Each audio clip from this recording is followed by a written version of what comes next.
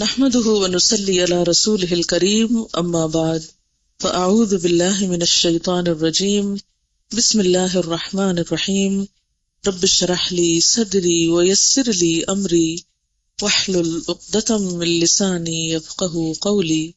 نماز کے شروع میں جو دعا ایک پڑھی جاتی ہے اللہم باعد بینی و بین خطایا، یعنی وضو کر کے آپ نماز شروع کرتے ہیں تو آپ کہتے ہیں اللہم باعد بینی و بین خطایا کما بعدت بین المشرق والمغرب، یعنی اتنے ہلاکت خیز ہیں ہمارے گناہ ہمارے لیے کہ ہم ان کو اپنے قریب بھی نہیں اب پھٹکنے دینا چاہتے. ان کو تو ہم سے اتنا دور کر دے جتنا مشرق اور مغرب کا فاصلہ ہے.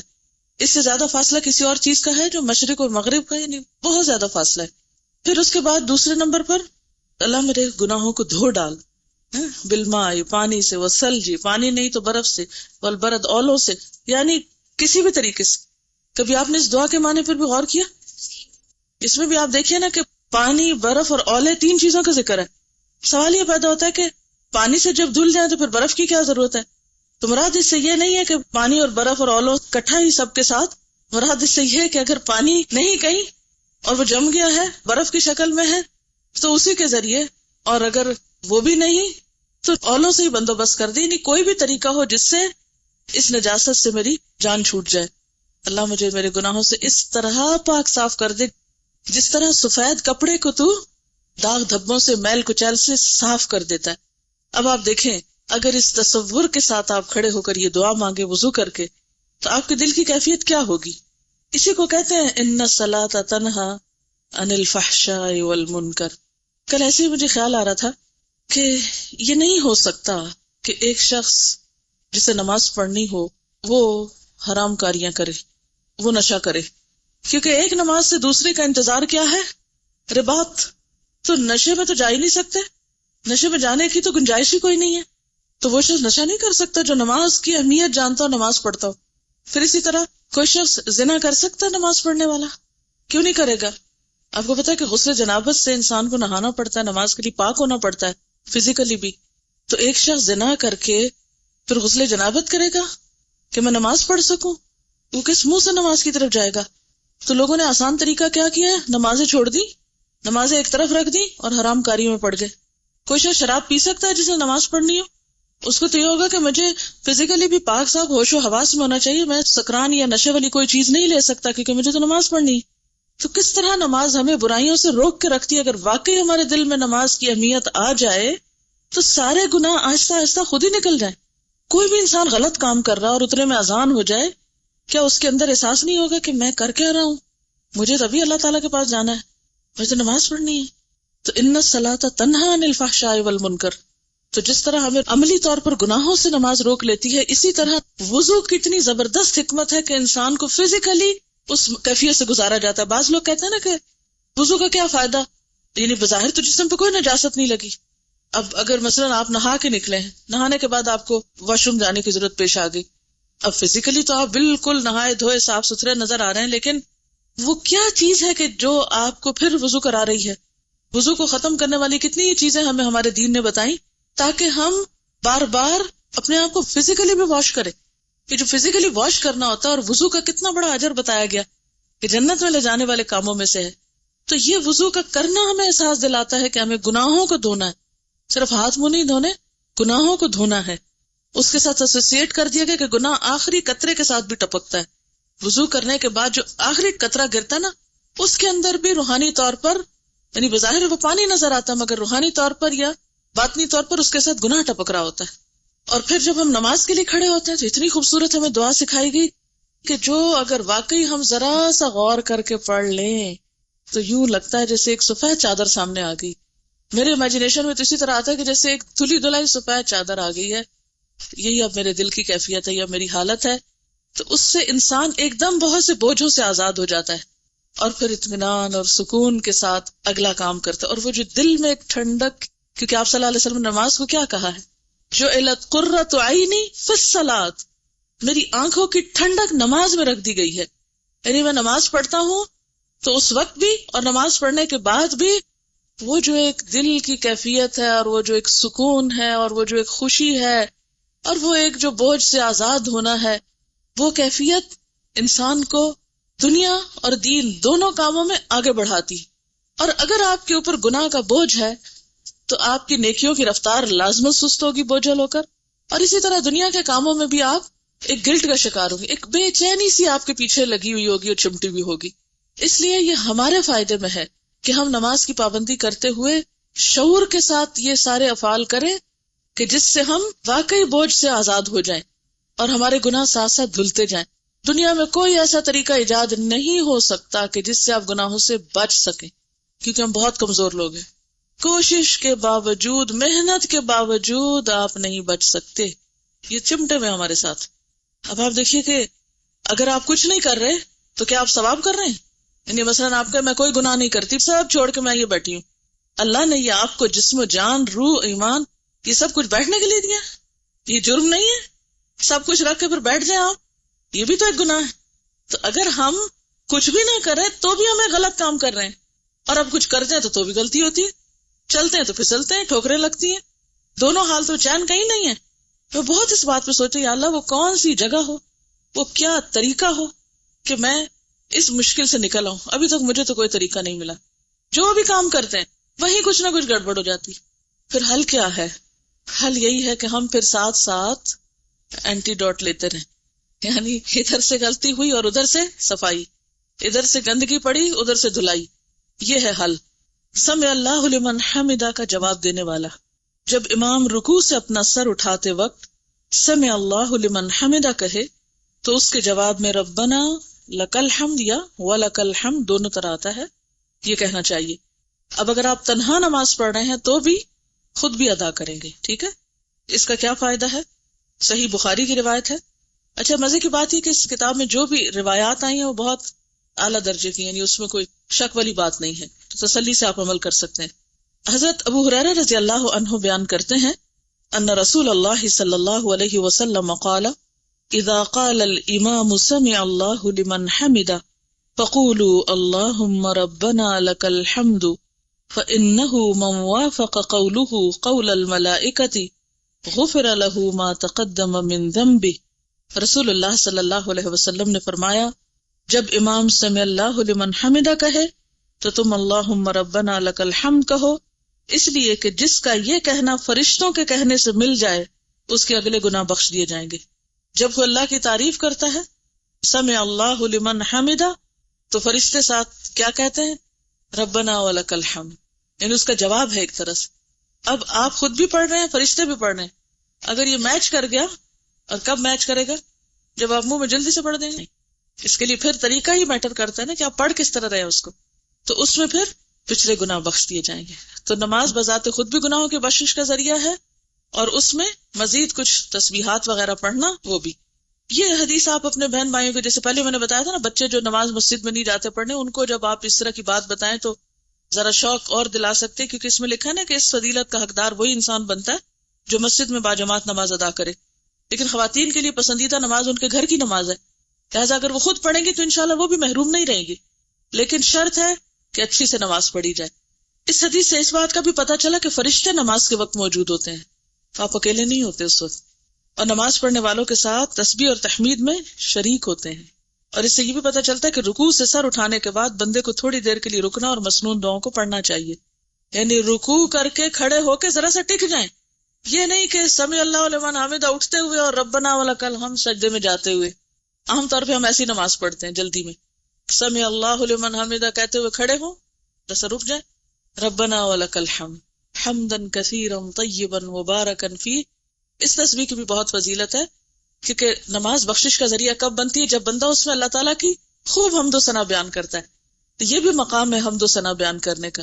تو اگر آپ یہ تسبیح جانتے ہو، کیونکہ ایک دفعہ کسی صحابی نے آپ کے پیچھے یہ تسبیح پڑھی نماز کے اندر، سلام پھیرنے کے بعد آپ نے پوچھا کہ میں نے دیکھا کہ 30 سے زیادہ فرشتے اس تسبیح کو لینے کے لیے لپکے ہیں، یعنی انہیں اتنی پسند آئی ہے.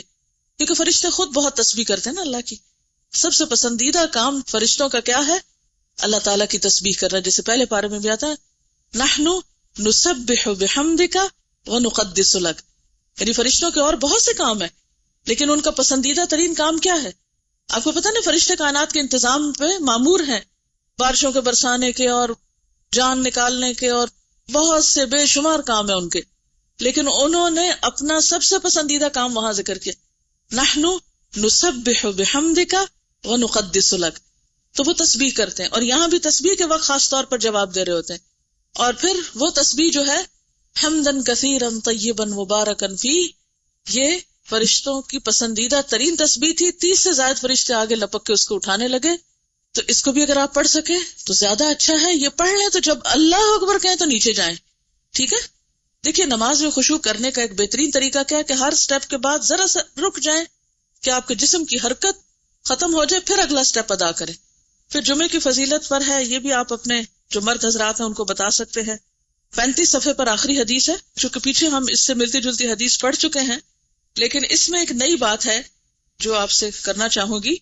حضرت ابو ہریرہ رضی اللہ عنہ بیان کرتے ہیں ان رسول اللہ صلی اللہ علیہ وسلم قال الملائکۃ تصلی علی احدکم ما دام فی مصلاہ الذی صلی فیہ ما لم یحدث تقول اللہم اغفر لہ اللہم ارحمہ.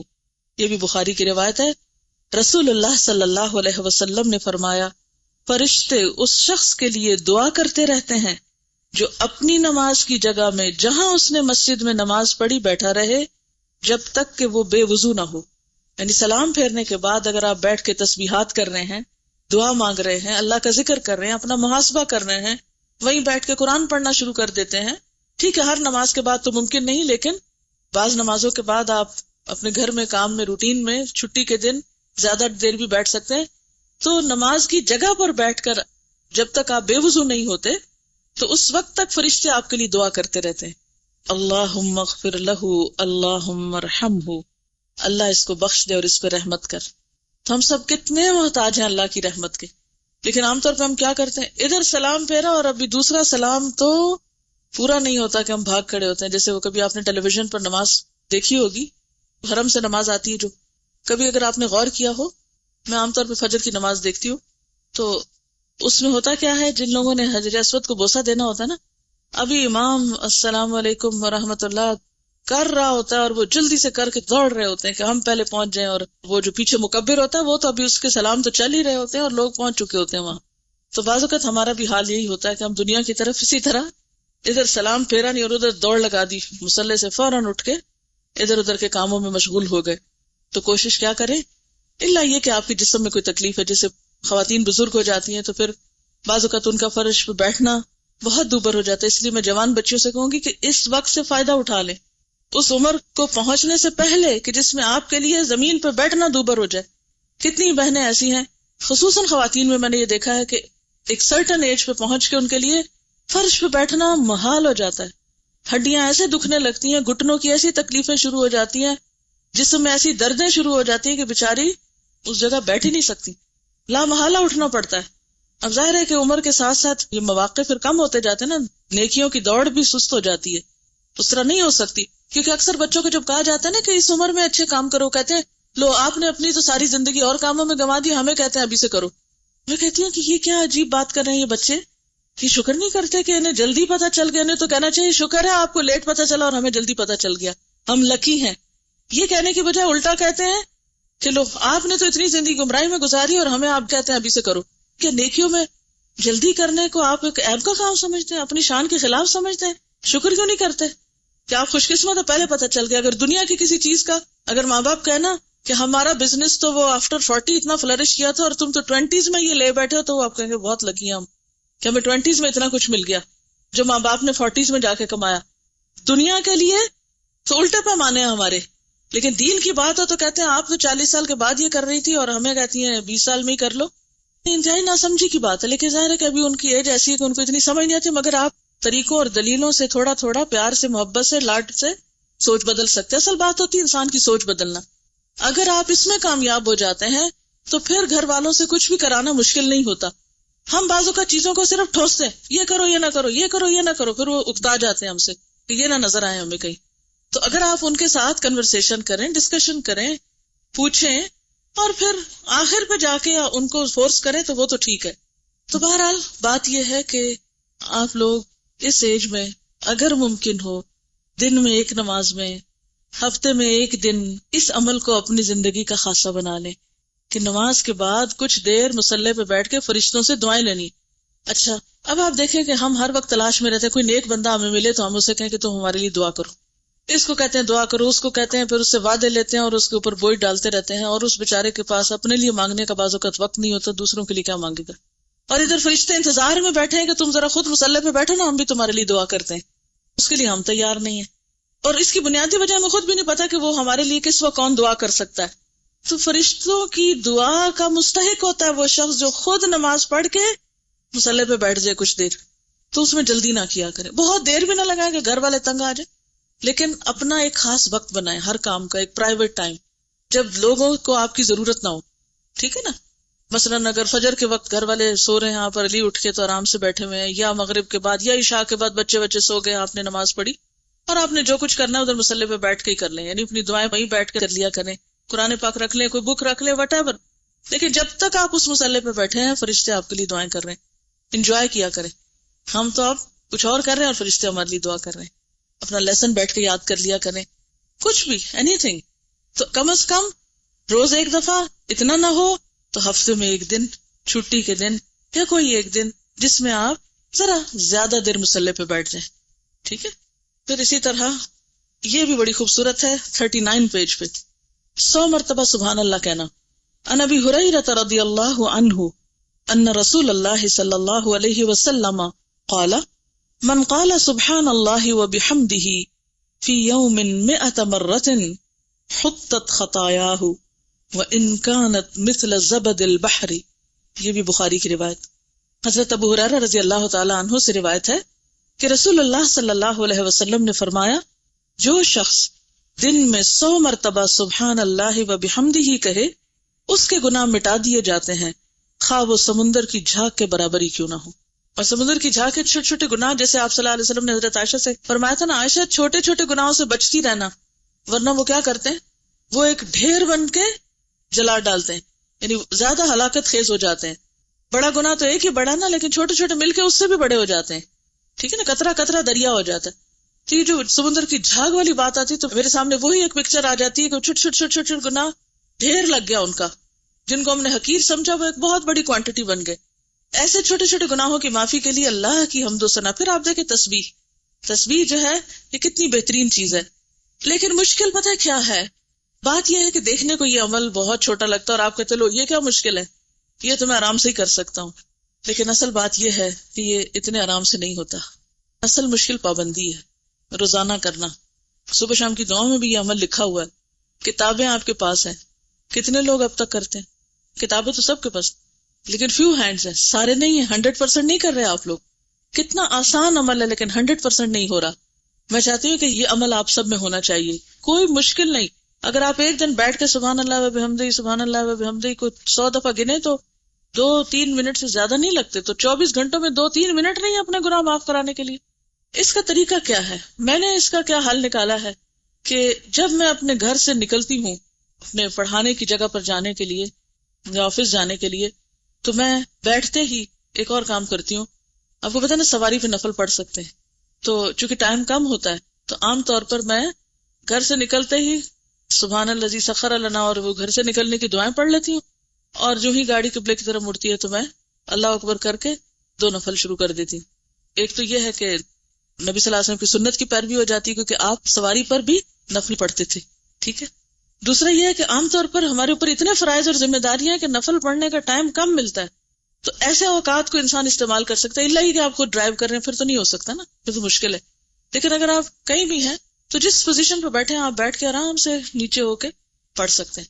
اچھا، پھر تیسری بات یہ ہے کہ جو ہی نفل ختم ہوتے ہیں تو میں تسبیح لے کے یہ تسبیح پوری کر لیتی ہوں. بعض اوقات اتنی دیر میں وہ جگہ آ جاتی ہے جہاں اترنا ہوتا ہے تو میں اس وقت تک اپنے کمرے میں نہیں داخل ہوتی جب تک میری تسبیح ختم نہ ہو جائے. تو اس طرح سفر جو ہے وہ الحمدللہ بہت اچھا گزر جاتا ہے اور وہ دن کا ایک وظیفہ ہو جاتا ہے. عمل کب چھوٹتا ہے؟ جب سفر میں، یعنی اس طرح کے سفر میں ہوتی ہوں کہ ابھی اس وقت یہاں ہو اور ابھی وہاں ہو اور ابھی کوئی آ گیا اور ابھی فون آ گیا تو پھر گڑبڑ ہو جاتی ہے. پھر میں بیچ بیچ میں پڑھتی رہتی ہوں مگر وہ جو ایک پابندی ہوتی ہے وہ چھوٹتی ہے. تو آپ لوگ اس وقت اس سال میں اپنی عادت کچھ اس طرح بنا لیں کہ مثلاً آپ اسی طرح عمل کر سکتے ہیں. آپ گھر سے نکلیں اس وقت، یا اگر آپ ہاسٹل کے اوپر سے آ رہے ہیں تو اس وقت میں آپ کر سکتے ہیں. اترتے ہوئے سیڑھیاں تو ویسے ہی سبحان اللہ پڑھنا ہی ہوتا ہے. اس وقت میں پڑھ سکتے ہیں، یا پھر یہ ہے کہ آپ تھوڑا سا ادھر ادھر گھوم کے اپنی تسبیح پوری کر لیں، یا یہ کہ کلاس میں آ کے بیٹھے ہیں اور ابھی لوگ آ رہے ہیں یا آپ رک کے چل رہے ہیں تو اس وقت میں پورا کر لیں. لیکن جب تک آپ اس عمل کو کسی چیز سے گرا نہیں لگائیں گے نا تو آپ کی پابندی نہیں ہوگی، اور اگر پابندی نہیں ہوگی تو پھر آپ اس سے فائدہ نہیں اٹھا سکتے. تو کوئی ایسا ٹائم جس میں آپ سوچے کہ یہ کام تو میں روز ہی کرتی ہوں، مثلا آپ گھر میں روز برتن دھوتے ہیں تو آپ اس میں ٹائم دیکھ لیں 2-3 منٹ میں پورا ہو جاتا ہے تو ٹھیک ہے، نہ بھی گنے تو 100 سے زیادہ بھی ہو سکتا ہے، اس سے کیا نقصان ہے. یعنی ایک دن آپ بیٹھ کے ٹائمنگ کر لیں، پھر تسبیح نہ بھی اٹھائیں تو اتنے ٹائم تک آپ وہ تسبیح پڑھ کے بھی اس ثواب کو انشاءاللہ پہنچ جائیں گے. ایک اور حدیث ہے اسی سے ملتی جلتی، عن ابی ہریرہ رضی اللہ عنہ قال قال رسول اللہ صلی اللہ علیہ وسلم کلمتان حبیبتان الی الرحمن خفیفتان علی اللسان ثقیلتان فی المیزان سبحان اللہ وبحمدہ سبحان اللہ العظیم.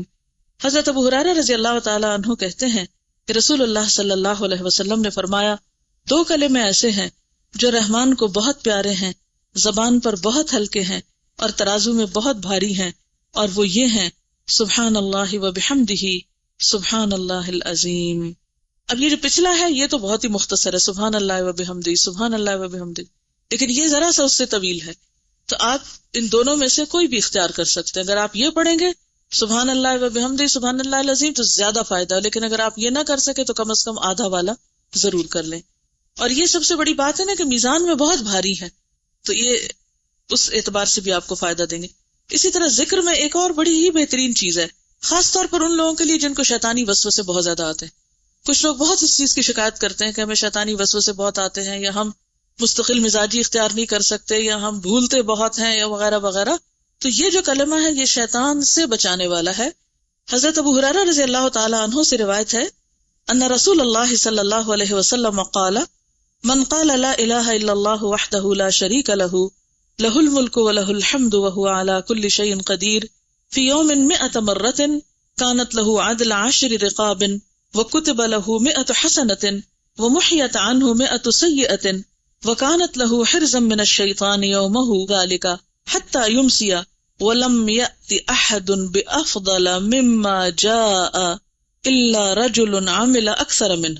رسول اللہ صلی اللہ علیہ وسلم نے فرمایا، جو کوئی لا الہ الا اللہ وحدہ لا شریک لہ لہ الملک ولہ الحمد وہو علی کل شیء قدیر ایک دن میں 100 بار کہے تو یہ اس کے لیے 10 گردنوں کے آزاد کرنے کے برابر ہوگا. اس کے لیے 100 نیکیاں لکھی جائیں گی، 100 برائیاں اس سے مٹا دی جائیں گی، اور یہ کلمہ اس کے لیے اس دن شام تک شیطان سے بچانے کا ذریعہ رہے گا. اور جو عمل لے کر یہ شخص آئے گا اس سے بہتر کوئی شخص عمل نہیں لائے گا سوائے اس آدمی کے جس نے اس سے زیادہ عمل کیا ہو. اور اگین پھر وہی بات ہے کہ کس کے پاس وقت ہے کہ 100 دفعہ یہ پڑھے. وقت ہوتا ہے، ہم استعمال نہیں کرنا جانتے، ہم اس کو مینج نہیں کر پاتے، ہم اس کو مقرر نہیں کرتے. یعنی کتنی مفید چیز ہے کہ آپ اس کو اگر اپنی عادت بنا لیں تو ایک نہیں کئی فائدے ہیں. یہ بھی آپ دیکھیے بخاری کی روایت ہے، کچھ تو فضائل اعمال کی حدیثیں بہت ضعیف ہوتی ہیں، بڑے بڑے فائدے لکھے ہوتے ہیں لیکن وہ حدیثیں اوتھینٹک نہیں ہوتی. یہ حدیث اوتھینٹک ہے، یعنی یقینی بات ہے، آپ پورے شرح صدر کے ساتھ اس کو کر سکتے ہیں. تو اس میں نمبر 1 10 غلام آزاد کرنے کا ثواب، نمبر 2 100 نیکیوں کا لکھا جانا، پھر نمبر 3 100 برائیوں کا مٹنا، اور نمبر 4 صبح سے شام تک شیطانی حملوں سے حفاظت. اور شیطان کی اکساہٹیں، وسوسے، اس کا بھلوانا، جو بھی کچھ شیطان دشمنی میں کرتا ہے، لوگوں کے درمیان فساد پھیلانا، ڈرانا، خوف دلانا. آپ کو پتا ہے کبھی آپ قرآن پاک کی روح سے دیکھیں کہ شیطان کیا کیا کرتا ہے. تو ایک اسائنمنٹ ان کو دے دیں کسی وقت، قرآن کو ذرا دوبارہ سے پڑھ کے دیکھیں کہ اس میں کیا کیا لکھا ہوا. یعنی شیطان کیا کیا کرتا ہے. الشیطان یعدکم الفقر ویأمرکم بالفحشاء، انسانی الشیطان بھلواتا ہے. پھر اسی طرح ینزغ بینکم فساد ڈلواتا ہے. یعنی اور بھی اس کے بہت سے کام ہیں. شاید شیطان کے ہتھ کنڈوں میں کچھ چیزوں کا ذکر بھی ہو، مجھے نہیں اب یاد کیونکہ 5 سال ہو گئے اس لیکچر کو. تو اینی ہاؤ اب شیطان کے جتنے بھی وار ہیں ان سارے واروں سے یہ کلمہ آپ کو انشاءاللہ محفوظ رکھے گا. یعنی آپ کے اندر ایک ایمان کی ایسی طاقت ہوگی شیطان آپ کے اوپر آ نہیں سکتا. اور یہ جو لوگ یہ شکایت کرتے ہیں ان کو جن چمٹے میں اور معلوم نہیں کون کون ان کے پاس آتا ہے اور جاتا ہے، ان سب کو بھی اس سے خلاصی ہو سکتی ہے. یعنی جو اس قسم کی گفتگو فرمائیں ان کو بھی یہ نسخہ بتایا کریں کہ آپ یہ عمل کریں اور پھر بتائیں.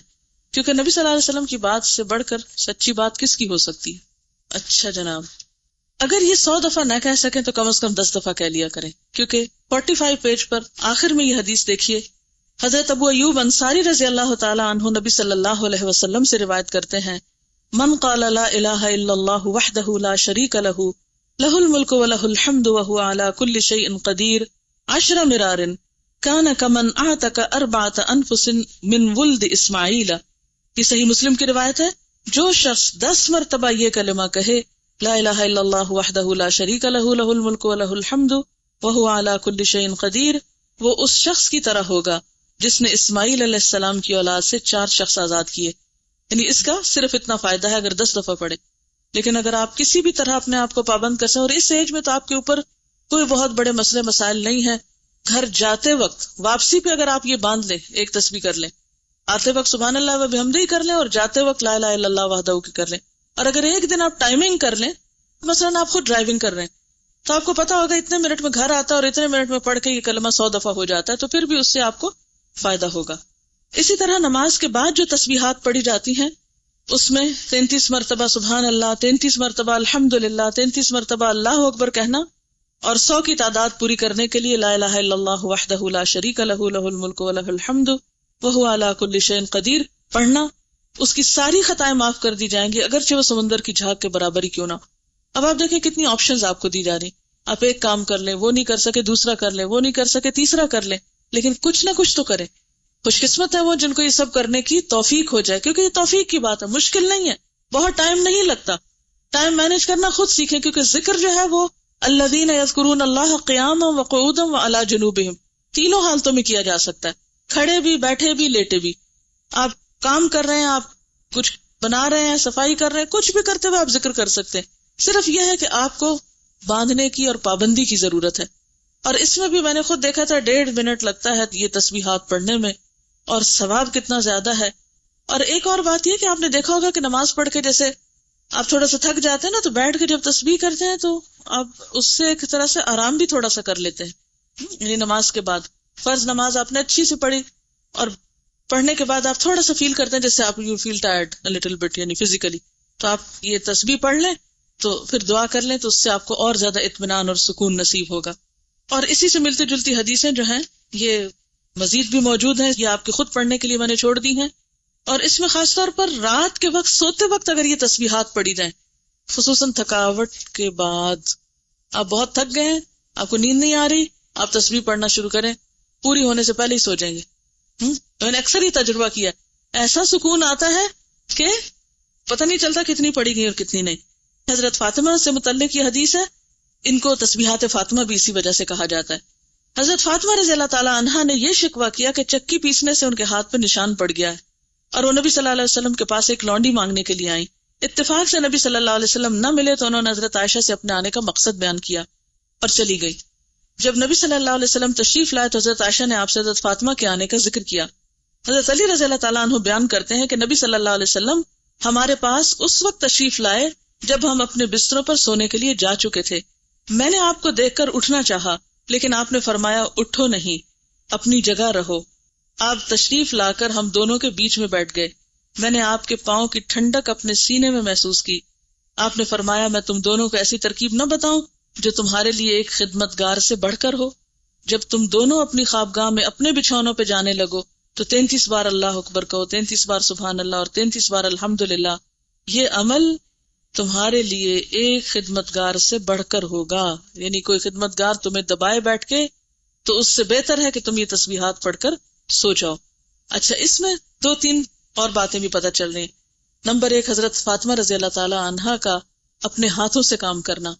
نمبر 2 آپ صلی اللہ علیہ وسلم کے پاس جا کر والدین سے کسی چیز کی ڈیمانڈ کرنا. یعنی والدین سے سوال میں نہیں آتا، یعنی کسی اور سے جیسے آپ سوال کرتے تو معیوب ہے نا، لیکن والدین کے پاس جا کر اپنی حاجت آپ رکھ سکتے ہیں، پیغام بھی بھیج سکتے ہیں کہ مجھے اس چیز کی ضرورت ہے. اب بھی ہمارے یہاں بیٹیاں عام طور پر کچھ مشکل آتی ہے تو پیرنٹس کے پاس ہی جاتی ہے، تو اس کا بھی جواز ہے یہاں، کیونکہ آپ نے یہ نہیں کہا کیوں آئی تھی اور کیوں پوچھا اور یہ منع ہے، نہیں، یہ شدت نہیں ہے، بلکہ آپ صلی اللہ علیہ وسلم نے اس کا حل سوچا. اچھا، پھر یہ کہ جب آپ تشریف لائے تو وہ دونوں اٹھنے لگے.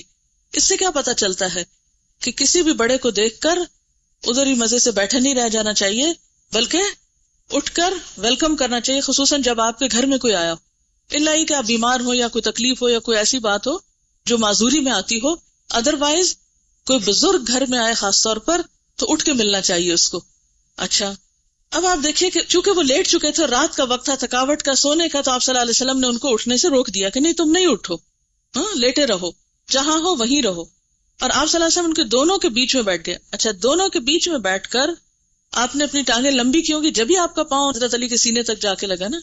اور مدینہ میں بہت شدید ٹھنڈ ہوتی ہے، مکہ میں اتنی نہیں ہوتی لیکن مدینہ میں ہوتی ہے، تو آپ کے پاؤں ٹھنڈے تھے.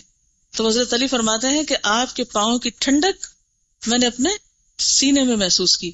اور پھر آپ نے فرمایا میں تم دونوں کو ایسی ترکیب نہ بتاؤں جو تمہارے لیے خدمتگار سے بڑھ کر ہو، اور تم یہ تسبیح پڑھ لیا کرو. اس سے یہ پتہ چلتا ہے کہ ذکر الہی ہماری جسمانی تھکاوٹ کا بھی علاج ہے، ثواب کا ثواب اور سکون کا سکون. اور آپ فرمائیے. بالکل، یہ کہتے ہیں کہ جب ہم یہاں کورس کرتے ہیں تو لوگ ہم سے پوچھتے ہیں کوئی اچھی سی بات بتائیں، تو اچھی باتوں میں یہ ایک نسخہ کوئی آپ ان کو بتا سکتے ہیں. ان سے پوچھ لیا کہ آپ کام کر کے تھک تو نہیں جاتے، یا بیکار رہ کے تھک تو نہیں جاتے. یہ کچھ لوگ کام کر کے تھکتے ہیں اور کچھ بیکار رہ کے بھی تھکتے ہیں. جو لوگ وظیفے پوچھتے ہیں، اوتھینٹک مصنون بہترین وظیفے ہیں،